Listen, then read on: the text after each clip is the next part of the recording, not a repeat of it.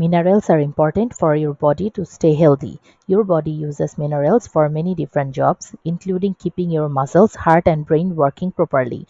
Minerals are also important for making enzymes and hormones. Most people get the amount of minerals they need by eating a wide variety of foods.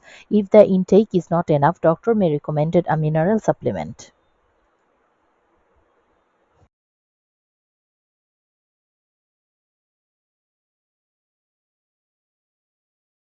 Occupational therapy helps people of all ages who have physical, sensory, or cognitive problems. It can help them regain independence in all areas of their lives. Occupational therapists help with barriers that affect a person's emotional, social, and physical needs. They also help kids to improve their school performance and aid their daily activities. It also boosts their self esteem and sense of accomplishment.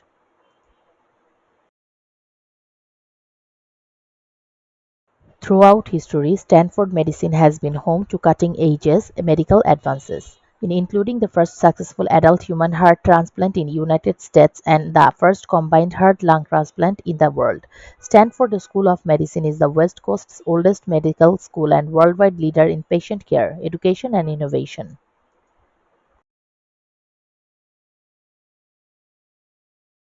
A huge shopping revolution is happening in China right now. For instance, e-commerce in China is soaring. It's been growing at twice the speed of the United States and a lot of growing is coming from mobile. Every month, 500 million consumers are buying on mobile phones, and to put that into context, that is the total population of the United States, UK, and Germany combined.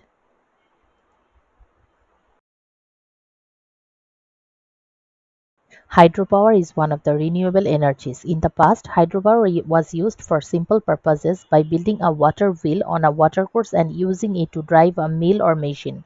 Today, this is how it works. The kinetic energy of the flowing water is converted into the mechanical energy of the turbine, which is converted into electrical energy or electricity for short in a generator.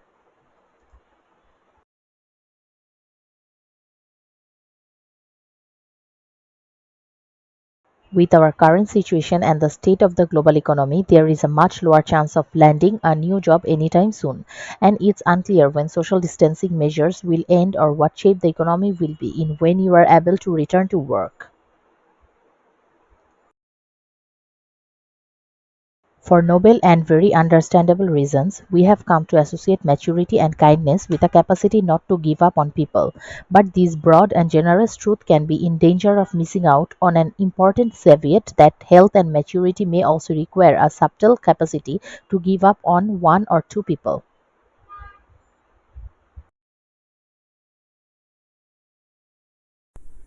It is generally accepted that people are motivated by success. It is generally accepted that people are motivated in success. He could not feel motivated when studying mathematics. He could not feel motivated when studying mathematics. The government has been committed to housing the homeless people. The government is committed for housing the local people or homeless people. We don't need to have the experience of writing a story. We don't have the experience to write in a story.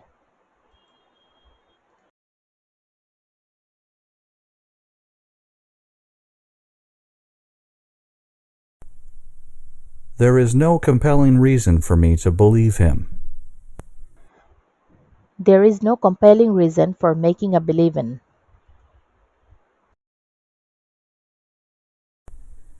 There was a stream at the bottom of the garden. There is a stream in the barn in the garden of the garden. Please bring back all library books by the end of the week. Please bring back all the library books in the end of the week. The new manager brings a great wealth of experience to the job. The new manners will experience in good manner in the job. It was decided by a unanimous vote that this school should be closed. This is decided by anonymous vote that the school will be closed. Union leaders will meet tomorrow in an attempt to reach a settlement. Union leader will meet tomorrow and state a settlement. The discussion covers business principles and practices in the context of everyday business events. The business context will cover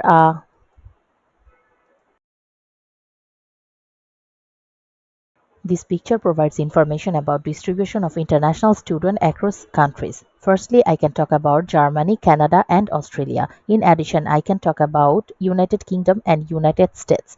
Moreover, I can talk about 5% and 10%. Furthermore, I can talk about 15%, 20%, and 45%. After analysis, I can compare the largest amount and the smallest amount. In conclusion, this picture provides very significant and informative data.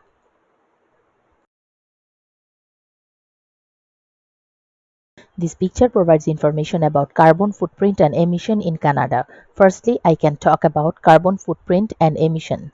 After that, I can talk about 500, 550, and 540. In addition, I can talk about 2010, 2012, and 2014. Moreover, I can talk about 2016, 2018, and 2020. After analysis, I can compare the largest amount and the smallest amount. In conclusion, this picture provides very significant and informative data.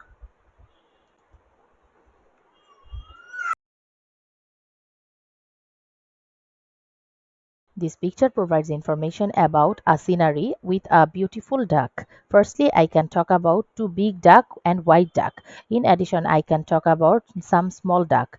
Moreover, I can talk about Greenland. Furthermore, I can talk about water. After analysis, I can compare the largest amount and the smallest amount. In conclusion, this picture provides very significant and informative data.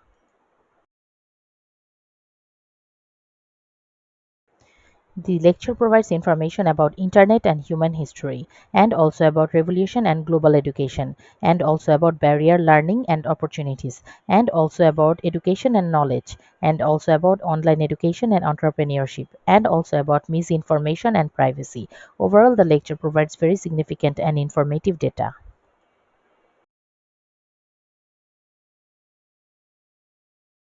What is the full name for UFO?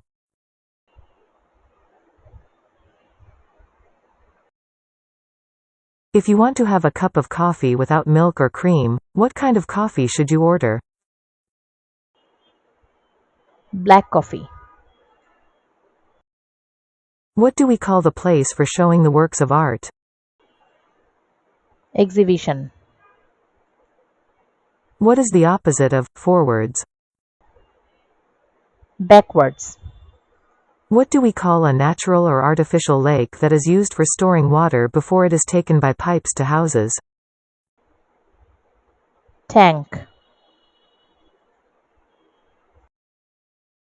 What do we call a small bed for a baby that can be pushed gently from side to side? Cot. Baby cot.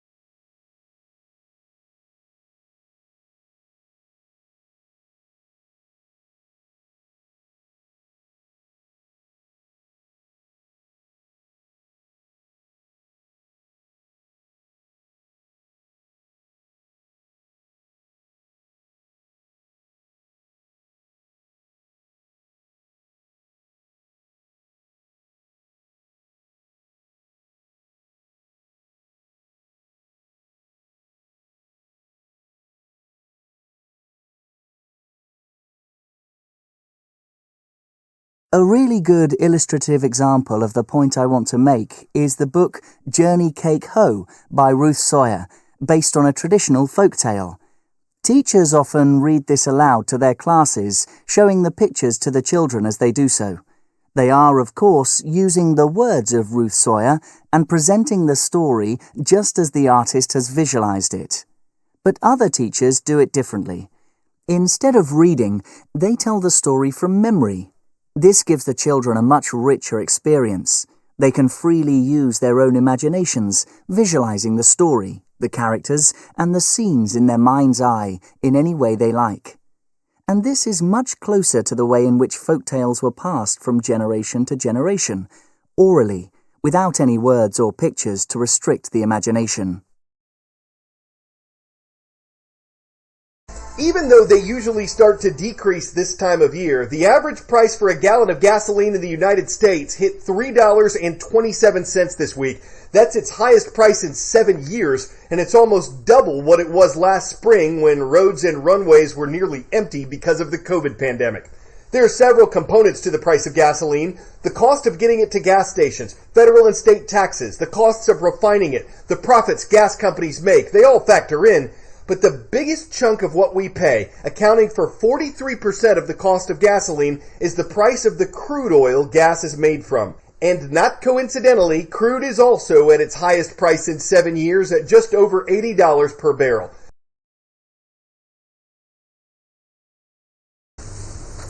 Many different types of barcode scanning machines exist, but they all work on the same fundamental principles. They all use the intensity of light reflected from a series of black and white stripes to tell a computer what code it is seeing.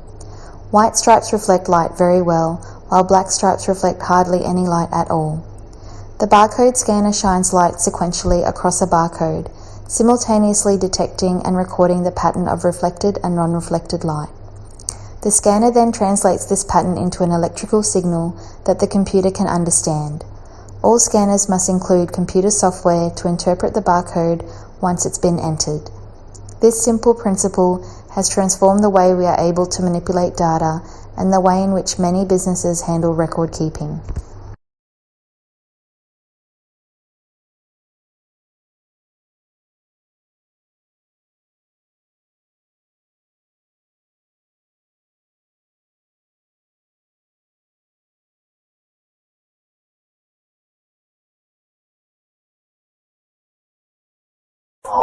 All rise. The Twitter Court of Public Opinion is now in session. And the next case on the docket will reach a quick verdict because public opinion solidifies rapidly on Twitter.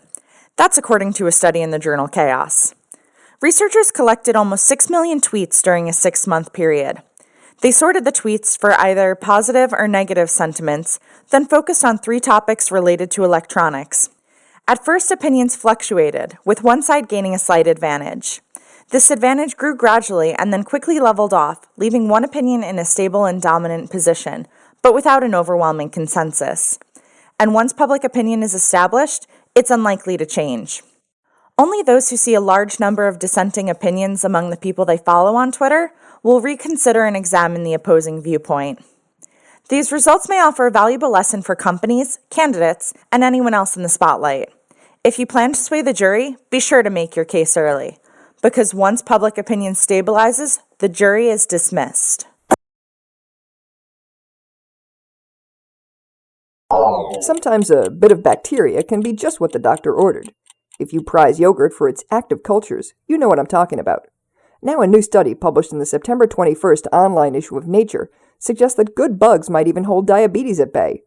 Type 1 diabetes is caused by an immune system malfunction. Basically, the immune cells that usually chase after bacteria instead attack the pancreas, wiping out the cells that produce insulin. So researchers decided to see what would happen if they reined in the immune response in mice that are prone to diabetes. As expected, they found that the animals were less likely to develop the disease. But the effect depended entirely on the critters having a normal complement of friendly bacteria in their intestine. Mice that were raised in a totally sterile, germ-free environment were rampant diabetics. But simply treating those mice with a cocktail of bugs found in most mammals' bellies cured the disease. How bacteria in the intestine can stave off diabetes is not yet clear, but the finding could lead to some interesting new treatments. In the meantime, remember that we can't live without the stuff that lives in us.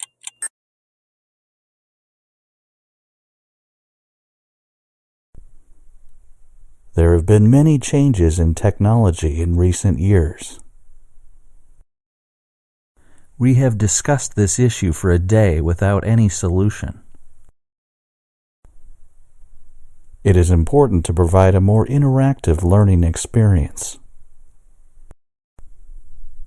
Readers are required to observe the rules of the library.